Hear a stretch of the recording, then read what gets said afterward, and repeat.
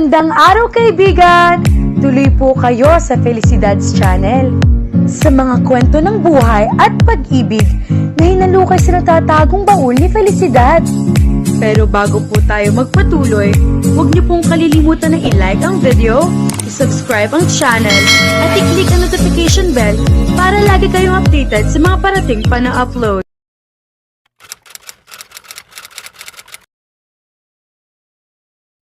Pakiramdam ni Jonas ay namutla siya na makitang umiiyak si Mindy. Sinadya niyang nakaharap sa nobya ang pwestong pinili sa restaurant kung saan pinili nitong makipag-usap sa fiancé. Iyon na nga bang sinasabi niya, kaya gustong samahan si Mindy kahit nasa malayo siya. Maaari itong masaktan at iyon ang bagay na pinakaayaw niya mangyari. Umiling-iling pa si Mindy habang patuloy sa pag-iyak dahil sa lalaki. Hindi na makakaya ni Jonas ang lahat ng iyon. May tama rin naman si Mindy na gusto nitong ito mismo ang mag-ayos ng gusot na ginawa. Gusto niyang ipagmalaki ang nobya ng dahil doon. She had learned how to be strong now, pero kahit ganoon, inborn na yata sa kanyang pakiramdam na ayaw niyang may masaktan na kahit sino, lalo na sa isang taong pinakamamahal pa niya. Tumayo si Jonas. Hindi man siya sigurado sa tinatakbo ng usapan ng mga ito, ay alam niyang kailangan na niyang gumawa ng kilos kung umiiyak si Mindy. Ibig sabihin lang niyon ay nasasaktan ito. Maaring hindi natanggap ni Jervy ang gusto ng nobya. Back up siya ni Mindy kaya kailangan niyang tulungan. Sa paglapit niya ay napagtayo rin naman ang lalaking pinagkasundo kay Mindy. Lalo naggitngit sa ines si Jonas dahil nagkabungguan silang dalawa. Pero dahil sa nangyari ay nasilayan niya ang mukha ng lalaki. Kung kanina ay namutla siya na makita umiiyak si Mindy, pakiramdam niya ngayon ay mas lumala pa. Parang hinigop ang dugo sa buong katawan niya habang pinagmamasdan ang itsura ng lalaki. His eyes, his nose, his mouth, it all looked like the same as his. Pakiramdam niya ay tumitingin siya sa pinaitim lang na kaunti na version niya. Jonas felt like sinking when he realized why he resembled this guy. Hindi kaya Joey? Nanlalaki ang mga mata niya habang sinasabi iyon. Kaunti na lang din at mapapaiyak na siya. Maari nga kaya ang lalaking ito ang nawawala niyang kapatid noon? Maari, hindi naman 100% na patay na siya, hindi ba? At hindi mo rin pinaimbestigahan ang tungkol sa pagkamatay niya. Kahit na may kaya na umampun sa'yo at afford na noon ang pag-iimbestiga, kumunot ang noon ng lalaki. Excuse me? Walang pasabing niyakap niya ito at sa pagkakataong iyon ay nanginig naman siya sa naramdaman. He felt something unusual. Ano nga bang tawag sa mga ganoon? Lukso ng dugo. Ganoon man ay naramdaman din ni Jonas ang pagkatigil ng lalaki. Siguro ay naramdaman din ito ang nangyari sa kanya. Jonas, anong nangyayari? Pinutol ni Mindy ang moment nila. Mangiyak-ngiyak si Jonas nang tumingin siya sa nobya. I think he's my lost brother. You led me back to him, Mindy. Nagbakasyon ang mama ni Jonas sa Pilipinas at ngayong araw ay nagaya itong mamasyal sa Tagaytay. Dahil abala ang nobyo ngayong araw ay si Mindy ang sumama sa matanda. Isang buwan na rin nakalilipas mula na magkaayos sila at masasabi niya napakaayos na ng lahat sa buhay niya. Lalong-lalo na sa relasyon nila ni Jonas. Hindi kagaya ng inisip ni Jonas, naging madali na maintindihan si Mindy ni Jervy. Sabi ng lalaki na nang mahirap para dito na tanggapin ang pag-ayaw niya. Pero hindi rin naman daw nito ipagpilitan ng sarili. Nang dahil doon ay napaiyak siya sa sobrang tuwa. Hindi niya inaasahan na magiging ganoon kadali ang pamimilit niya kay Jervy. Pero kung mahirapan man siya sa pangungumbinsi rito, sa tingin niya ay hindi rin magtatagal iyon pagkatapos ng isang malaking revelasyon tungkol kay Jervy at kay Jonas. Kaya pala ganoon na lang ang pagtataka niya sa sarili na nakikita si Jonas sa fiancé. Kaya pala magkamukha mga ito. It was because Jervy was Jonas' long-lost brother. Ilang taon din ako umasa noon na magkikita tayo hanggang sa dumating sa akin ang balita tungkol sa batang nabiktima ng sindikato na inakala ko na ikaw. Kasi edad mo lang din siya at may malaki siyang hugis peras na balat sa likod. Ngunit isang pagkakamali lang ang lahat. Pagkakwento ni Jonas kay Joey na Jervy na ngayon na pinaniwalaan ang nadiskubre at sinasabi ng una, Nakumpirma lalo ni Jonas na si Jervy nga ang nawawalang kapatid nang tingnan ang likod ni Jervy at mayroong malaking balat nga roon. Isama pa na kaya naniwala agad si Jervy ay dahil may naramdaman din itong kakaiba na makita si Jonas. Bata pa lang ako ay inamin na sa akin na ampon lang ako. Madalas na iniisip ko rin kung sino nga ba talaga ang tunay na pamilya ko. Buhay pa ba sila? Kung may kapatid pa ba ako? Kung may pag-asa ba ako na makita ko ulit sila? Pero namuhay ako na iniisip na imposible na iyon.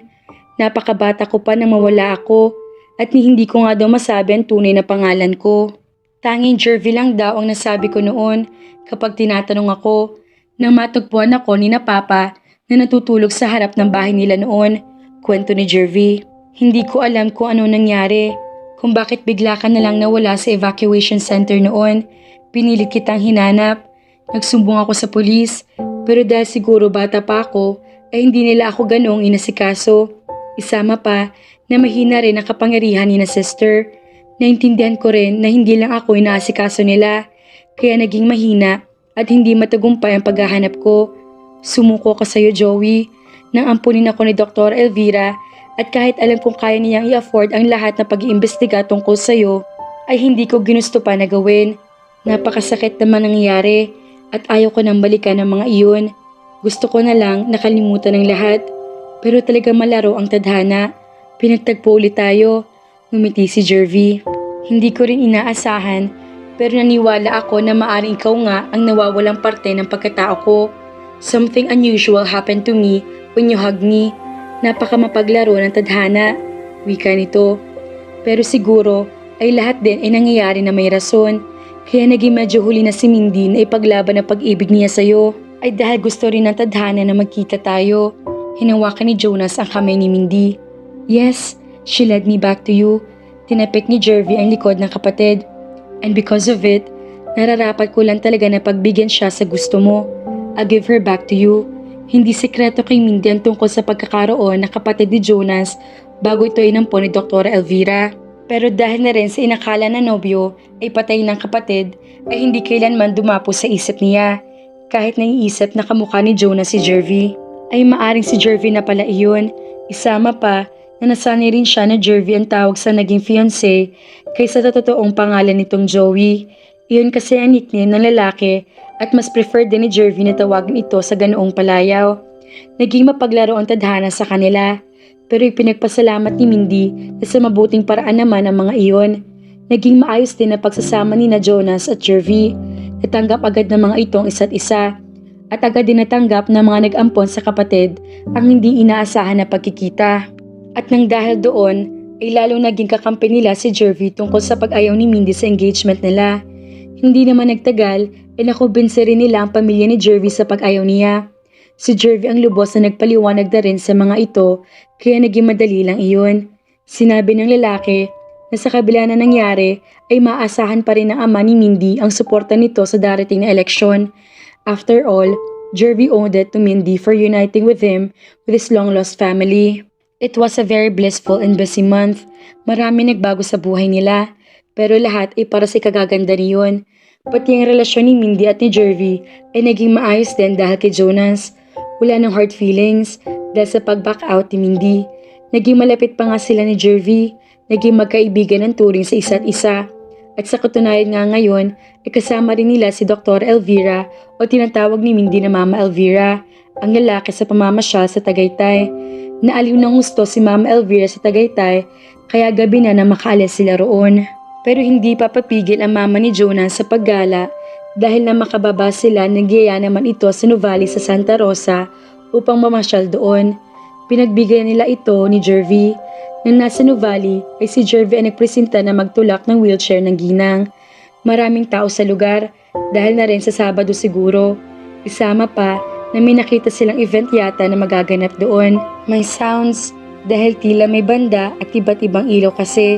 Marami ring taong pumapalibot sa mismong area. Ano kayang meron? Nagtatakang wika ni Mindy. Napansin niya na tila naging mapaglaro at kakaibang ngiti ng dalawang kasama niya. Puntahan natin para malaman natin, yaya ni Jervy. Sabay-sabay silang nagpunta sa event na kahit tila nagsisiksika ng mga tao, ay binigyan pa rin sila daan nang para makapunta doon.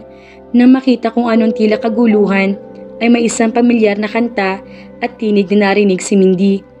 Magkalayong agwat, gagawin ang lahat, mapasayo lang ang pag-ibig na alay sa'yo.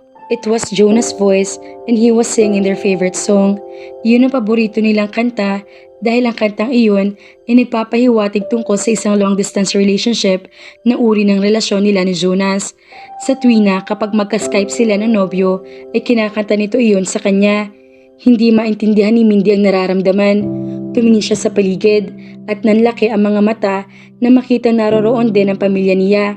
Nakangiti ang mga ito sa kanya. She felt so overwhelmed. Iyon ba ang pinagkakaabalahan ni Jonas kaya hindi ito nakasama? Hindi kasi nito sinabi ang tunay na dahilan kung bakit hindi masasamahang mamasyal ang ina sa Tagaytay. Nag-assume na lang siya na may aasikasuhin ito na kung ano sa CCG. Naramdaman niyang hinawakan siya ni Jervy. Go and enjoy yourself. Ang makita lang si Jonas ay naaliw na siya. Pero makita itong hinahara na siya, it was beyond amazing. Dito ay umaga at siyan ay gabi. Ang oras natin ay magkasalungat. Aking hapunan ay iyong umagahan. Ngunit kahit na anong mangyari, balang araw ay makakapiling ka. I love you, Mindy. Ang pag-intermission pa ni Jonas sa ginagawa nito, hindi na napigilan ni Mindy na mapaiyak. Isang malaking sorpresa para sa kanyang ginawa ni Jonas. Nang matapos ang nobyo, ay nagpalakpakan ang lahat ng mga tao. Pagkatapos, ay may kinuha itong malaking punpon ng bulaklak at ibinigay sa kanya. Iyon na yata ang pinakamagandang bulaklak na nakita at natanggap sa buong buhay niya. Jonas, gusto na niyang yakapin ang nobyo dahil sa saya sa ginawa nito sa kanya ngayon. Sinong babae hindi gugustuhin na pakitaan ng lalaki na pagmamahal nito sa harap ng maraming tao? Isama pa na sa lagay ng relasyon nila dati, pakiramdam niya ay naging sobrang malaya na sila ngayon para doon. And it was a very nice feeling. Pagkatapos ibigay sa kanyang bulaklak, ay lumayo si Jonas sa kanya. May isang tugtog ulit ang pumuno sa lugar. At kung kanina ay kumakanta ang nobyo, ngayon naman ay sumasayaw. 105 is a number that comes to my head when I think of all the years I wanna be with you. Wake up every morning with you in my bed. That's precisely what I plan to do. Sa una ay si Jonas lang sumasayaw hanggang sa may kasabay na rin itong mga dancer. Sa pangalawang kanta ay may hinala na siya kung ano talagang ibig sabihin ng sorpresa nito. Lalo siyang napaiyak. Tumigil si Jonas sa pagsasayaw nang dumating ang chorus ng kanta. Lumapit ito sa kanya at dinala siya sa gitna kung saan pinalilibutan naman sila ngayon ng mga backup dancers. Isinayaw siya nito roon. Nakita niya mangyak-ngyak na rin ang nobyo. Tumigil ang kanta pagkatapos ng chorus. May nag-abot ng microphone kay Jonas. To my very special girl, to my best friend, Angel and everything. You have taught me so much. I am a man now because of you. Tila kinakabahan pa ang wika ni Jonas. I would like to thank God and I thank God every day. Dahil sobrang espesyal ko naman na bigyan niya ako ng tulad mo. I would like to spend the rest of my eternity with you. So Mindy, will you marry me? Pagkatapos niyon ay lumuhod ito at ipinakita sa kanyang sinseng. May nagbigay kay Mindy ng microphone. Dahil sobrang overwhelmed sa nararamdaman, ay matagal-tagal din siya nakasagot. Bata pa ako nakangising wika niya. Inaalala ang naging pagtanggi sa unang proposal ni Jonas. Pero wala na ako ibang lalaki pang gustong makasama kung hindi ikaw. Wika niya sa pagitan ng luha. Tumingin-tingin siya sa paligid. Nakita niya ang ngiti sa lahat ng mga taong naroroon ng pag-asa sa magandang sagot niya sa tanong ng nobyo. Tumingin siya kay Jonas at nakita ang sincerity at hope sa mga mata nito. And with those eyes, who can say no? Lalo na at maayos ng lahat sa pagitan nila. I have one question. Maya-maya ay wika ni Mindy. Do I bring out the best in you? You don't have to ask that. You know you do. Nakangiting wika nito. Ngumiti rin siya. Then yes, tumayo si Jonas mula sa pagkakaluhod at niyakap siya. Niyakap din niya ito. She said yes! She said yes! Sigaw nito. Punong-puno ng saya ang boses. At ganoon din ang puso ni Mindy. I love you so much, Jonas. I could only see forever in you. You're the light of my life, the best boyfriend ever, my Spanish boyfriend. Pinisil ni Jonas ang ilong niya. Your Spanish fiancé now. See? Ngingiti-ngiting sabi niya. Saka nagsumiksek sa yakap nito. Halos wala nang mahihiling pa si Mindy ngayon. She always knew that Jonas was the man for her.